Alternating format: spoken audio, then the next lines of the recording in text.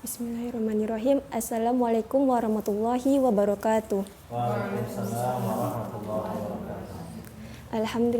Alhamdulillahirabbil alamin. Wassalatu wassalamu ala asrofil anbiya'i wa mursalin wa ala alihi washabihi ajmain. Rabbi shrahli sadri wa yassirli amri wahlul 'uqdatam min lisani yafqahu qawli. Baiklah, pada kesempatan pada pagi hari ini saya akan menjelaskan materi mengenai maksal secara singkat. Kita ketahui bahwa maksal berarti persamaan atau juga perumpamaan. Di dalam Al-Quran banyak sekali terdapat maksal. Salah satunya pada surah yang saya ambil pada materi pada pagi hari ini, yaitu Quran surah Ali Imran ayat 59. Bismillahirrahmanirrahim. Bismillahirrahmanirrahim. Inna masala Isa indallahi kamasali Adam. Khalaqahu min turabin summa qala lahu kun fayakun. Yang artinya, sesungguhnya perumpamaan penciptaan Isa bagi Allah seperti penciptaan Adam. Dia menciptakannya dari tanah, kemudian dia berkata kepadanya, jadilah, maka jadilah sesuatu itu. Dari arti Quran surah Ali Imran ini kita sudah ketahui bahwa bahwa perumpamaan Isa diumpamakan dengan Nabi Adam alaihissalam dari proses penciptaannya, yaitu mereka sama-sama diciptakan dari tanah.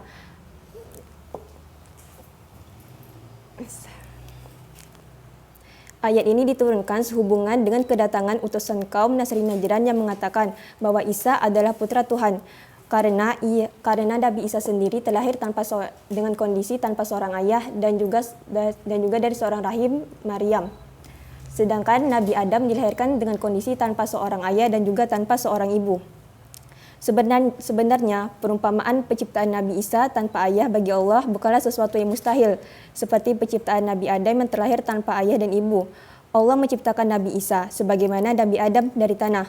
Kemudian Allah berkata kepada Nabi Adam, maka jadilah Adam jadi manusia.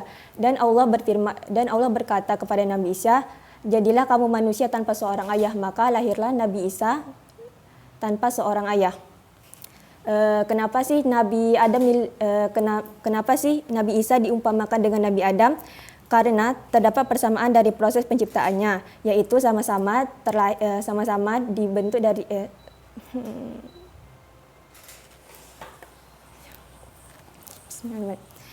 Kenapa sih Nabi Isa diumpamakan dengan Nabi Adam alaihissalam? Yang pertama, karena mereka sama-sama diciptakan dari tanah tersebut merupakan tanah liat yang lengket, kemudian dikasih air, lalu terbentuklah mereka. Yang kedua, mereka sama-sama tidak memiliki ayah. Nabi Isa yang dilahirkan tanpa seorang ayah dan memiliki seorang ibu yang bernama Maryam, dan Nabi Adam yang dilahirkan tanpa seorang ayah dan juga seorang ibu. Penyerupaan ini bertujuan agar apa yang disampaikan lebih kuat tertanam dan lebih mudah mematahkan perkataan lawan, seperti halnya perkataan yang dilontarkan dari kaum Nasrani Najran kepada Rasulullah SAW. Pada zaman Rasulullah SAW, kaum Nasrani Najran pernah berkata bahwa Nabi Isa alaihissalam ini adalah putra Tuhan. Namun Rasulullah SAW berkata bahwa Nabi Isa ini bukan merupakan putra Tuhan, melainkan hamba Allah Subhanahu Wa Taala, sama seperti kita semua. Namun hal tersebut membuat reaksi marah dari kaum Nasrani Najran kepada Nabi Muhammad SAW.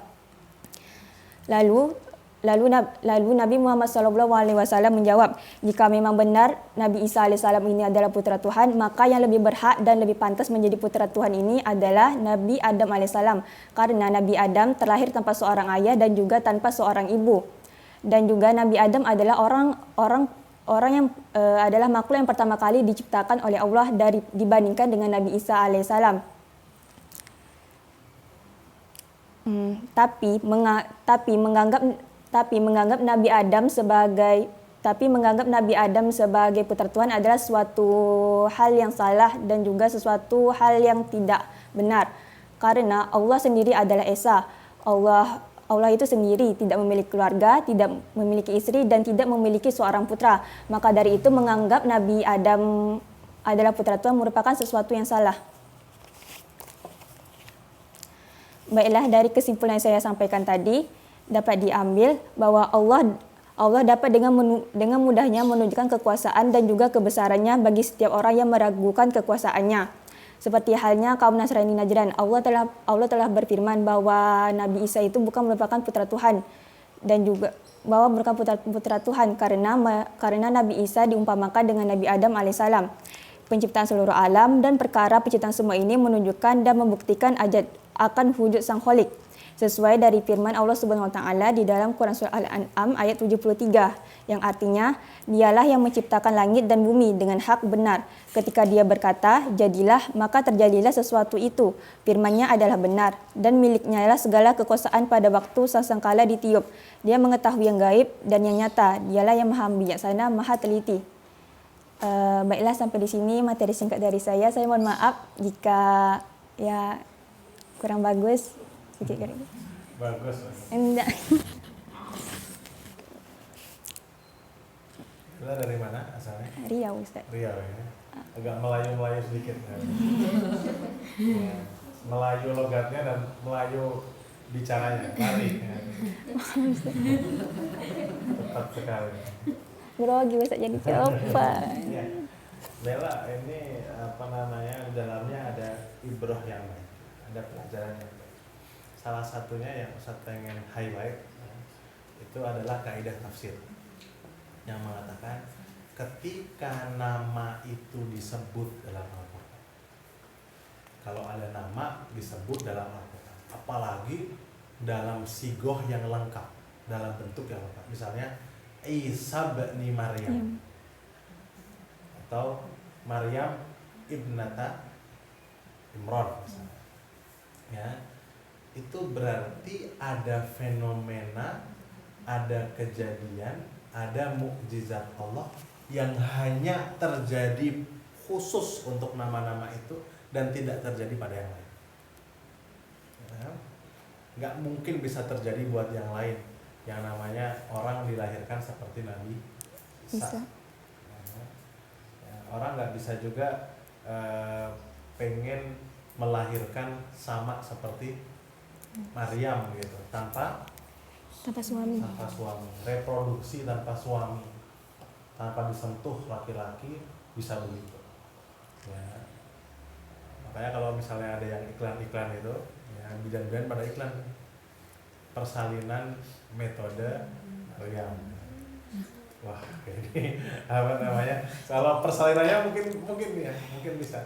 Tapi kalau dari kehamilannya nggak bisa ya. Ya, karena hanya terjadi pada Kenapa masal ini muncul sebenarnya? Kenapa masal ini Allah munculkan? Karena tadi Bani Israel mulai mengkultuskan Nabi Isa, mulai menganggap Nabi Isa itu lebih daripada makom beliau, ya. Padahal sebetulnya itu isaah terhadap beliau, itu keburukan terhadap beliau, bukan memuliakan tapi keburukan. Karena beliau itu nabi, beliau itu hamba Allah, kok orang pada menganggap itu putra Tuhan. Bahkan ada ketuhanan dalam diri Isa. Makanya dalam ayat yang lain, laqad kafarol ladzina qalu, ya, innallaha thalithu tsalatsa. Telah kafir orang yang menyampaikan atau mengatakan bahwa Allah itu ya, tiga itu satu, trinitas. Ya, telah kafir. Ya, dalam trinitas itu, dalam konsep itu ada apa? Ada Nabi Isa, ya, yang dikultuskan, dianggap itu anak Tuhan, ya, anak Tuhan. Masal ini muncul untuk membantah itu, untuk membantah pengkultusan itu, dengan menyampaikan apa tuh? Menyampaikan bahwa Nabi Isa hambaku itu tak ubahnya Adam, nggak beda sama Adam. Bahkan apa? Bahkan penciptaan Adam itu lebih syarat keagungannya. Kenapa? Ya, kalau Nabi Isa menciptakannya masih melalui wasilah perempuan.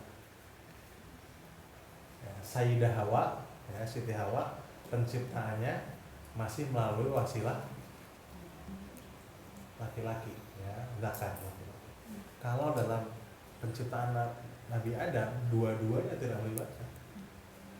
Ya. Wa nafakhtu minhu fihi min ruhi. Aku meniupkan ke dalamnya itu ruhku. Itu ada hal yang lebih besar di situ yang Allah ingin sampaikan. Dan nggak beda ketika Allah menyampaikan kun fayakun. Ya, itu yang kita harus pahami, ya. Dalam setiap perkara itu ada kunnya Allah. Ya, kunnya Allah. Misalnya kenapa kita ada di sini sekarang? Itu kunnya Allah. Fayakunnya itu nyari sendiri. Ngerti nggak? Pokoknya Allah sudah katakan kun jadi begini, ya. Semua asbab itu, sebab-sebab, ya, alasan-alasan, wasilah-wasilah yang mengantarkan pada kejadian itu terangkai dengan sendirinya. Ya, kita di sini saat ini kita berjodoh dengan siapa, ya. Kemudian nanti kita akan domisili di mana, ya. Itu hanya terangkai sendirinya. Kenapa? Loh, Ustaz, kenapa terangkai sendirinya? Loh, kita bisa, ya, berkehendak. Kita bisa menentukan, saya besok mau domisili di Kediri misalnya, ya. Tapi kalau Allah nggak mengizinkan, ya, nggak kun itu tidak akan jadi, tidak akan jadi. Sama, ini yang harus kita garis bawahi di sini, ya. Kalau sudah kun fayakun, ya. Tsumma qala lahu kun fayakun. Yang penting Isa ini lahir dan menjadi ayah, ya, menjadi ayah itu bukan ayah, ya, tapi ayat, ya, menjadi ayat zaman, ya, menjadi keajaiban zaman, menjadi mukjizatnya Allah, sebagai mukjizatnya Allah, sebagai kekasih Allah, sebagai nabi Allah. Fayakunnya ngerangkai sendiri. Adam juga begitu. Yang penting Adam itu hadir sebagai khalifah di bumi, ya. Kemudian fayakunnya ada sendiri. Itu yang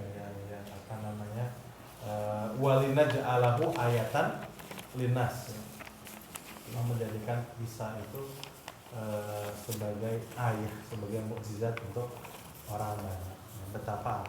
Betapa sebetulnya hikmah daripada penciptaan Isa, penciptaan Adam, penciptaan siapapun itu, ya, itu adalah Allah ingin menunjukkan ayat-ayat, tanda-tanda kekuasaannya. Itu yang harus kita, ya.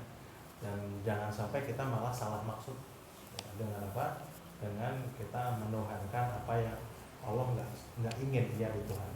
Itu saja, ya, Bella, ya. Ya, Mas. Makasih, Bella. Ustaz. Nah.